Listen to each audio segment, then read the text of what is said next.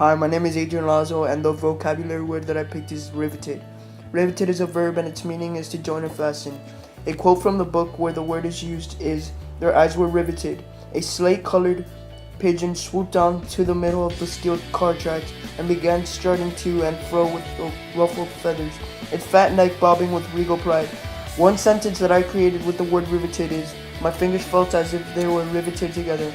A part that really struck me in the story is when Bigger's family apartment is introduced. Only one small room to be shared with his mom, sister, and brother. This apartment room is not only small but also maintained in poor conditions, and for that reason there's a rat in the room at the beginning of the story. One question that I had about the book was, is Bigger really comfortable in the position that he is in the story, which is pretty comfortable living with extremely rich people, while his mother, brother, and sister are struggling and living in a small apartment? The answer my group had for the question is that Bigger is really comfortable, and he states in the book when he says that he finally doesn't have to share a bed with Buddy, which is his brother. Bigger is constantly being alienated in the story. One example of him being alienated is Jan paid the bill, and they went back to the car. Bigger got behind the steering wheel. He was feeling good. Jan and Mary got in the back seat. As Bigger drove, he saw her resting in Jan's arms. "Drive around the park a while, will you, Bigger?" "Okay." He turned into Washington Park and pulled the car slowly round and round along gradual curves. Now and then he watched Jan kiss Mary in a reflection of the mirror above his head. This is an example of alienation because he feels alienated when they go back. Don't go in the front with him. Also, when they start kissing, he feels alienated because of how they're doing it in front of him, a black man. Bigger also constantly isolates himself in the story. One example of him isolating himself in the story is, "Aren't you hungry?" Jan asked. "Nah, I ain't hungry." Jan and Mary came close to the car. "Come and sit with us anyhow," Jan said. I, Bigger stammered. "It'll be alright," Mary said. "I can stay here. Somebody has to watch the car," he said. "Oh, to hell with the car," Mary said. "Come on in." "I don't want to eat," Bigger said stubbornly. "Well," Jan sighed, "if that's the way you feel about it, we won't go in." There's an example of isolation because he doesn't want to eat with the white people, because then his friends will see him and they will judge him for being friends with white people. Also, he feels that they will alienate him if they see him with the white people, and they will stare and ask, "Why is he with them?" and probably spread rumors. The literature circle helped me understand the story better. It was a fun experience in comparison to just regular discussion as a whole. The word I picked was hotly. It is an adjective. It means to be passionate, excited, or do in an angry way. It is found in this line from Book 1. His mouth opened in a silent scream and his body became wholly paralyzed. One connection I have to Bigger Thomas is when he says he feels like his mother is trying to live his life for him. He would like to live his own life. One connection I had from the reading is why he felt the urgency to dispose of the body when they could have thought she died from liquor overdose. Bigger disposes of the body because he feels that the society he lives in.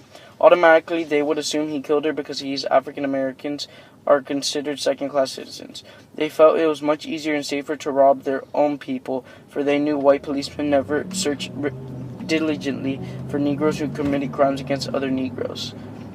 African Americans who committed crimes against whites were immediately executed. I believe part of the reason he disposed of the body was fear, and the other half was adrenaline.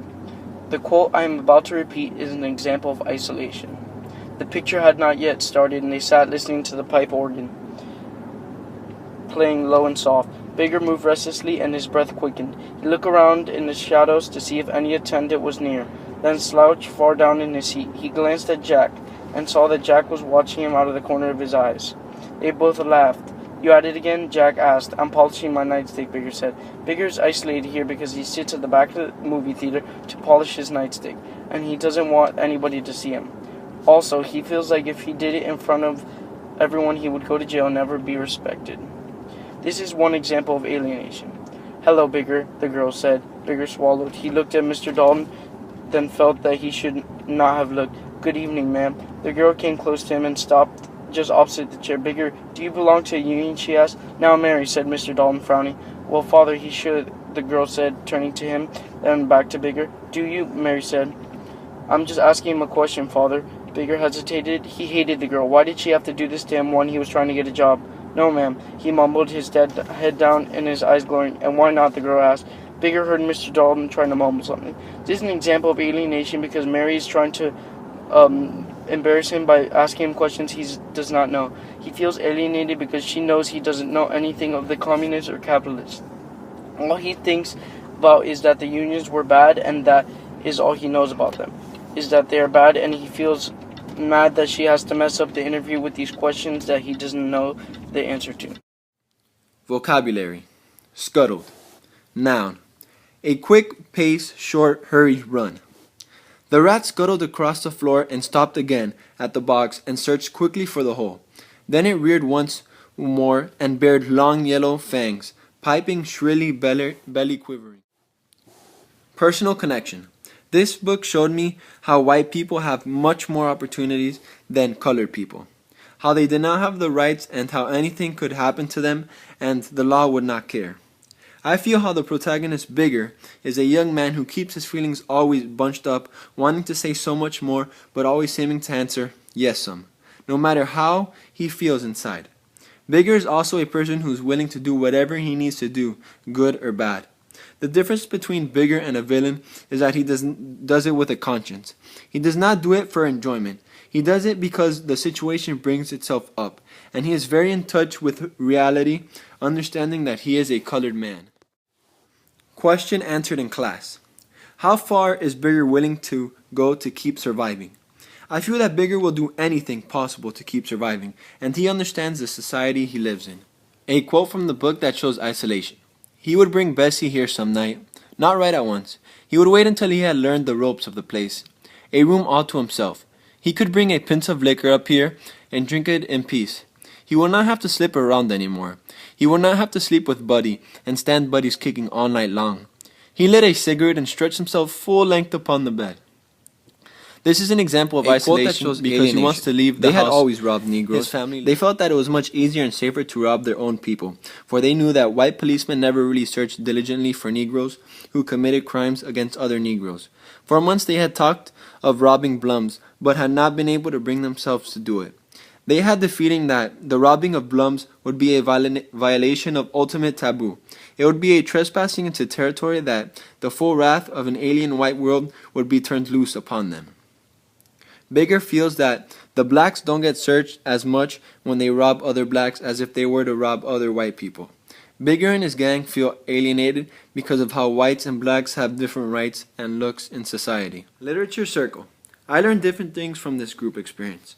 In my group, I was able to look at the book at different angles and perspectives that myself could not see.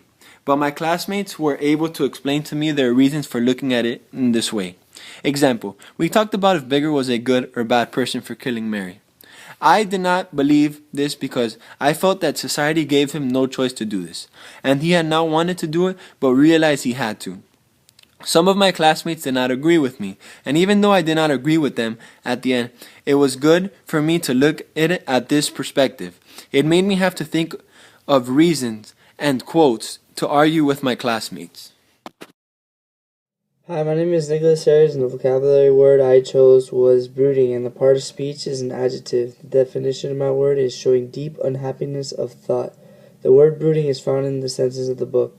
There was in his eyes a pensive, brooding amusement, as of a man who had been long confronted and tantalized by a riddle whose answer seemed always just on the verge of escaping him, but prodding him irresistibly on to seek its solution. My mom was brooding after my sentence was my mom was brooding after she saw my bad report card. The first personal connection would be when Bigger is playing the role of someone that is just covering up for someone else.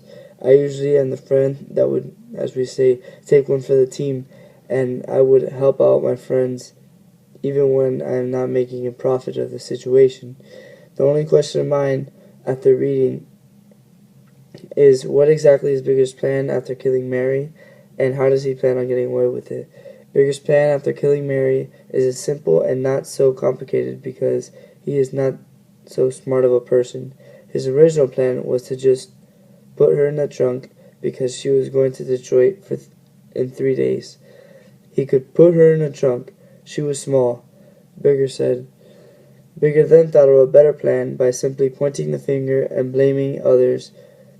He shows no maturity in his choice and he doesn't own up for himself like he should. He planned on getting away by just playing the dumb act and pretend he didn't know what happened. He said, Jen and Mary were sitting in the car, kissing. They said good night, Bigger.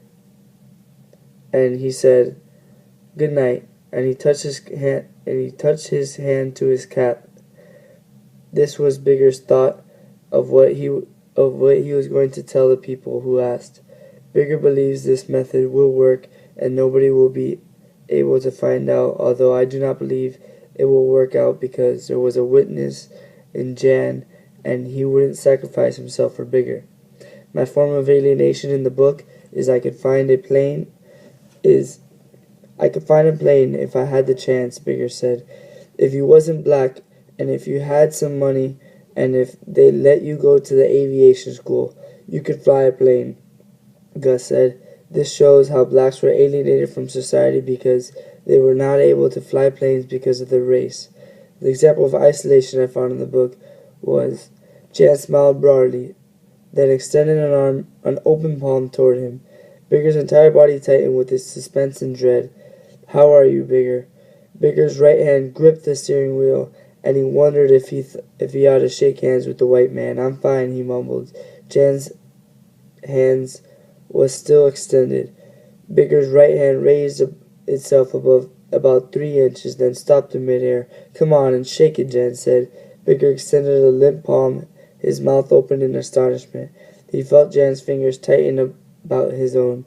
He tried to pull his hand away, ever so gently, but Jan held on firmly, smiling. This is an example of isolation because he does not want to give a handshake to a white man and feels uncomfortable doing it. Also, he doesn't want to do it because he feels he will do something if he doesn't shake hands with him. I feel the literature circle helped me out because I was able to hear others' opinions and reflect on theirs. Some of my opinions were not accurate, and being in the literature circle made it easier for me to be corrected by my peers. I would totally like to do this activity again because I feel I learn efficient through group works instead of doing work individually. The first thing I'm going to do is vocab. The vocabulary word I picked is mollifying. It is a verb and it means to soften and feeling. I got the word from the text. Don't tell the world what we're trying to do, Jack whispered in a mollifying tone. She seemed mollified by my explanation, is an example of it used in a sentence. Next, I have a personal connection, which is when he gets mad that his family doesn't have as much as everyone else. I feel the same way because other people that have money don't know how it is without a lot of money. And I wish my family could have enough money so that we didn't have to worry about anything. Next is a question I had from the text. The question I had from the text was, why does Bigger get mad at his mom for helping and reminding him to get a job? I think it's mad at his mom reminding him to get a job because he wishes his family could be worry-free, like the white people. He wishes everything could be given to him, and he hates that the black people are passive about white people, but he also hates the whites because of how they take over his life choices.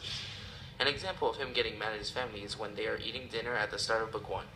"You're going to take the job, ain't you, Bigger?" his mother asked. He laid down his fork and stared at her. "I told you last night I was going to take it. How many times do you want to ask me?" "Well, don't bite her head off," Vera said. "She only asked you a question. Pass the bread and stop being smart. You know you have to see Mr. Dalton at 5:30, his mother said. "You done said that 10 times. I don't want you to forget, son." "And you know how you could forget," Vera said. "I'll lay off Bigger," Buddy said. "He told you he was going to take the job." I think his mom isn't doing anything bad because she wants him to get a job and help him like any other mom would do. Now I need an isolation quote. The isolation is, as he ate, he felt that they were thinking of the job he was to get that evening and it made him angry. He felt that they had tricked him into a cheap surrender. "I need some car fare," he said. "Here's all I got," his mother said, pushing a quarter to the side of his plate. Put the quarter in his pocket and drained his cup of coffee in one long swallow. He got his coat and cap and went to the door.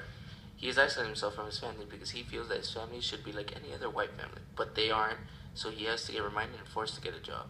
Also, he gets angry that his family wants him to get the job and can't keep up with other white families. Now I need an alienation quote. The alienation is, take a newspaper and spread it over that spot. Yes, Buddy opened out a newspaper and covered the smear of blood on the floor where the rat had been crushed. Bigger went to the window and stood looking out abstractedly into the street. His mother glared at his back. "Bigger, sometimes I wish Wyatt birthed you," she said bitterly. Bigger looked at him and turned away. Maybe you ought to. Maybe you ought to left me where I was. This alienation because he feels alienated because his mom says of why she birthed him.